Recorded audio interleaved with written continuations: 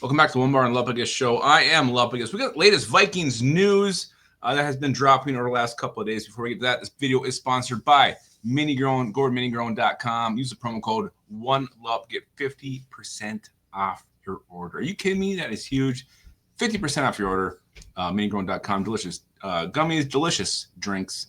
All make you feel very, very good. Let's jump into the Vikings news, and there's quite a few things to go over here.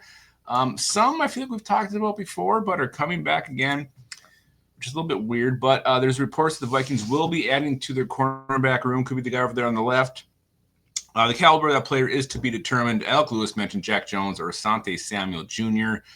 And, I mean, it makes sense. Like, you're very young. You're very inexperienced. You have guys who didn't pan out like Jeff Okudah. You got Mekhi Blackman entering year 3 who didn't play year 2.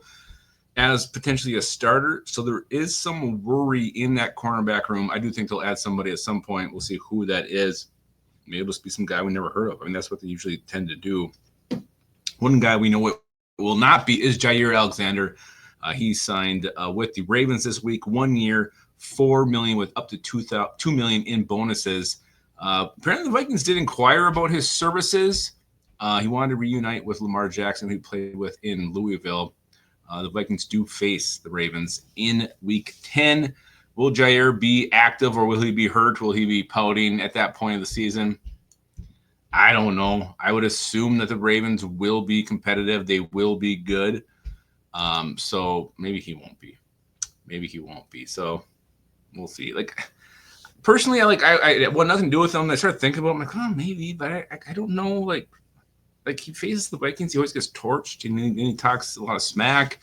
Maybe he's good against other teams. I don't know. Anyway, Vikings rookies will report to Eagan for camp on July 20th. The vets show up on July 22nd. Training camp, the dates are out there. Get your tickets now. I know Onebar will be there on the 29th. I'm not sure what date I will get down there at this point yet. That is to be determined. But, yeah, it's an exciting time of year. It's not that far away. Summer, I mean, we're already middle of June. Once the 4th of July hits, it's like, boom. We're moving forward, and training camp will be here before you know it. So it's almost a month away.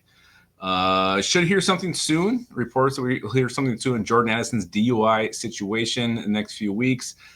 Ben Gosling expects Addison to be suspended for at least the first 3 games, which is standard.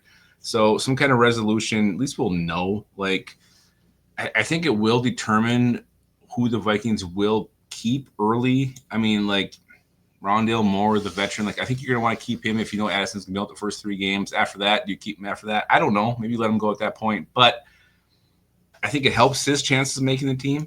I think you want to have another veteran here. And then Jordan Addison, like, him and J.J. McCarthy, they're getting some synergy going here in these practices, and I think he is set for a big season. But he's going to miss the first 3 games. So will he get another, close to 10 touchdowns? I don't know. But hopefully it will be nice knowing what's going to happen, how many games he'll be out, so the Vikings can prepare and be ready for that. Some rumors, or actually I guess some reports, what the Vikings offered Sam Darnold and Daniel Jones came out, both basically 1-year deals.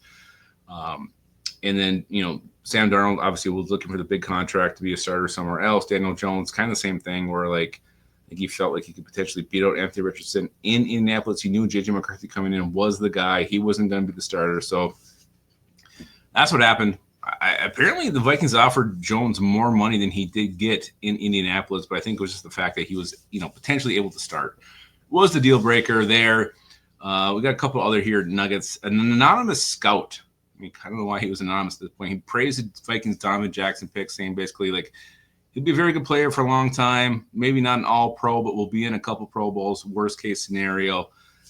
Yeah, it was a safe pick. We all knew it was a safe pick. Like, I think his ceiling, I mean, I think it's high, but also his floor is very high. Like, I don't think he's going to be a bust. I think he's very safe. I think he'd be very good, very solid. If you can get 8 to 10-year starter, the first-round pick, that's kind of what you're shooting for, especially picking, pick 24, late in the draft. Wide, I mean, it was safe. I don't think this is a shock by any means. So everybody knew that was a safe pick that the Vikings made. It's just kind of nice hearing somebody else say it, maybe somebody else who's not affiliated with the team. And then some compensatory pick news dropped this week, which I don't think is really news because I think we already were aware of this. But Over the Cap recently projected the Vikings have a 3rd-round pick from Sam Darnold, a 4th-round pick, and 7th-round comp picks this year. And that's Sam Darnold, Daniel Jones, and Trent Sherfield. Like, this Trent Sherfield thing, apparently could lead to a 7th-round comp pick. I don't know if he has to hit a number of games or make the team. I think that's still to be decided. But let's not forget, there was like last year, all the rumblings came out that the Vikings lost a pick because they signed Shaq Griffin. Turned out that wasn't true. So I don't know how much you put into comp news because that's not really completely calculated and figured out till like March when it's really officially dropped. And I think all these sites think they haven't figured out. They think they know what the formula is.